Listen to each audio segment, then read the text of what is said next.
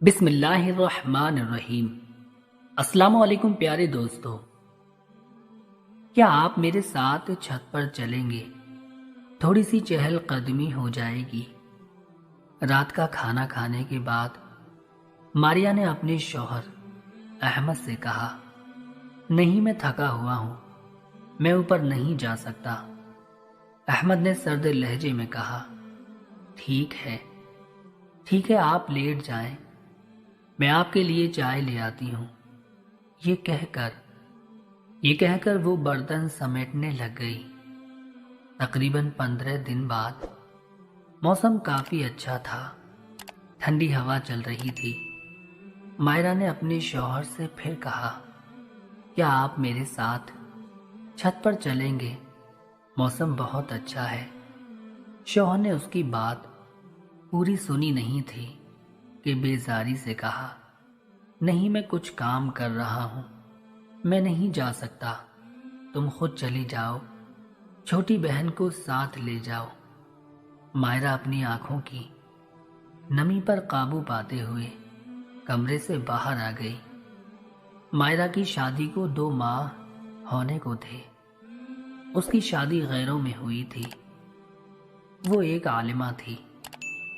مدرسے میں پڑھائی مکمل کرنے کے بعد اس نے اسی مدرسے میں بچوں کو پڑھانا شروع کر دیا تھا، لیکن شادی کے بعد اس نے مکمل طور پر گھر کی ذمہ داری لے لی تھی۔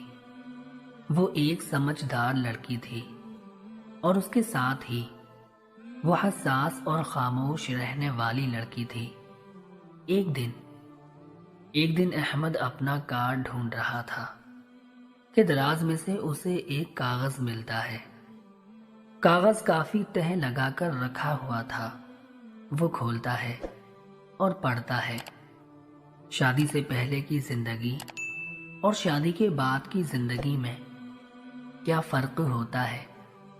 میں تو ہمیشہ اپنے شوہر کے ہر احساس کو سنبھال کر رکھتی تھی کہ میرا وجود، میری محبت، میرے خیال، میرے احساس میرے شوہر کی امانت ہیں۔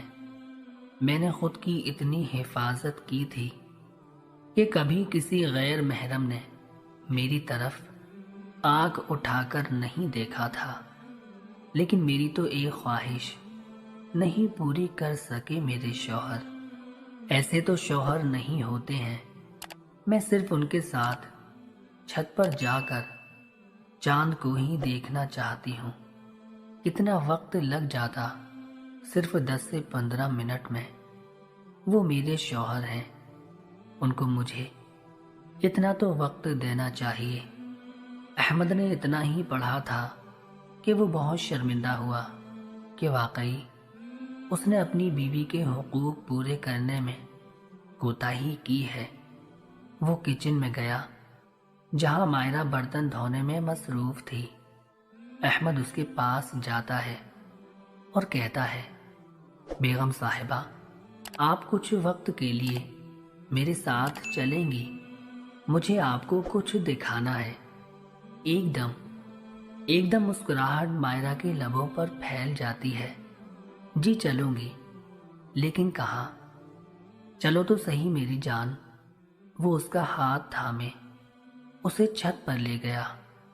وہ دیکھیں، آسمان پر 14ویں کا چاند۔ مائرہ کو اس وقت خود پر بہت رش آیا۔ وہ فوراً دل سے اللہ کا شکر ادا کرنے لگی کہ اس کا شوہر اس کو سمجھتا ہے۔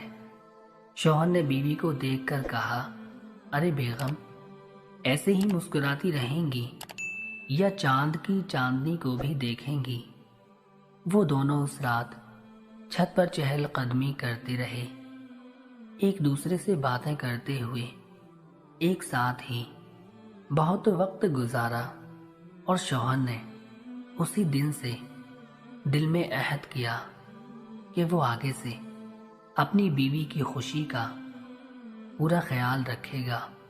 میاں بیوی کو ایک دوسرے کا خیال رکھنا چاہیے، خصوصاً ایک دوسرے کی خوشی کا، پسند کا، کیونکہ ایسے ہی کیونکہ ایسے ہی ان کی زندگی خوشگوار گزر سکتی ہے۔ برائے مہربانی ویڈیو کو شیئر ضرور کریں۔ جزاک اللہ خیرہ۔